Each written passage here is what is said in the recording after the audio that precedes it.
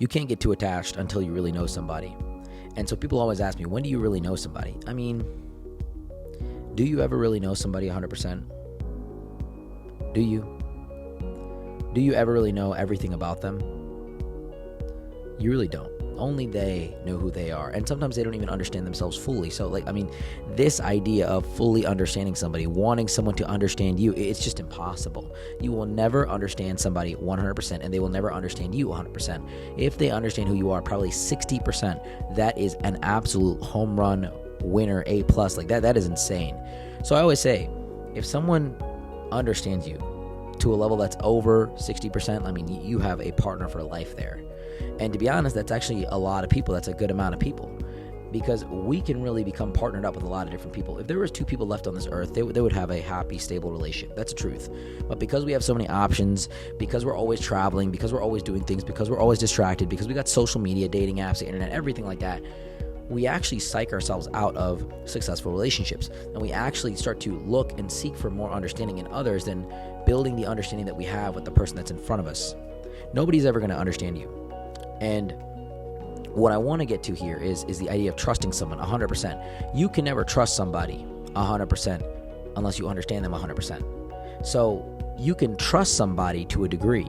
You can place trust in someone to do certain things. I trust certain people to run certain parts of my business. I trust certain people in my family to look out for me in certain ways, but I don't trust them 1,100 to a T%.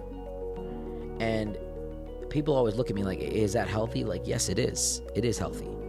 You don't need to trust them 1,000% to do what you need them to do. Just trust them to do what they're going to do. See, there's a twist to that.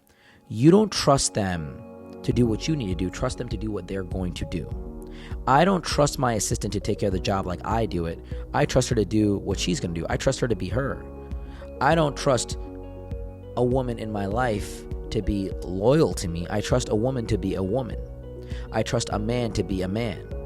I trust people to be their true nature. I trust my dog to be a dog.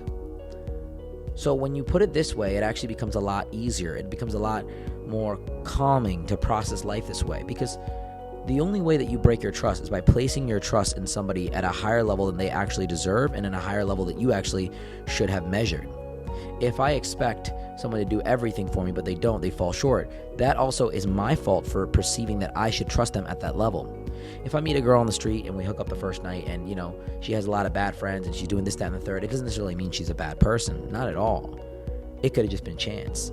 But at the same time, I'm going to trust her to do what she does, and I'm going to trust her to be her, and I'm going to trust the circumstances, and I'm probably not going to put too much faith into the situation long term.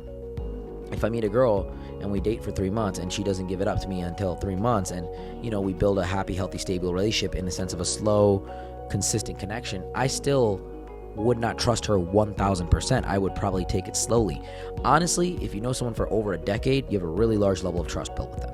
So I have a few friends that I've known over a decade. I know their character. I know the tenure that they've had in my life, and that's a large level of trust I place into people.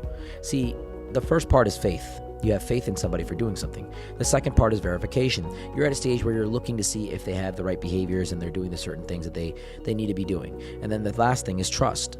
So a buddy of mine was a mechanic. I had faith that he could repair my car, and then I sent my car over to him. I made sure that the repairs were done properly. I verified the behavior, and then now I trust him to be my mechanic. I trust him to do certain things in my life at a high degree. But I don't trust him to do every single thing in the world. I don't trust him from A to Z with every single thing. But I trust him for the things I need to trust him for. I trust him to be a mechanic, and I trust his work, and I trust his opinion on things.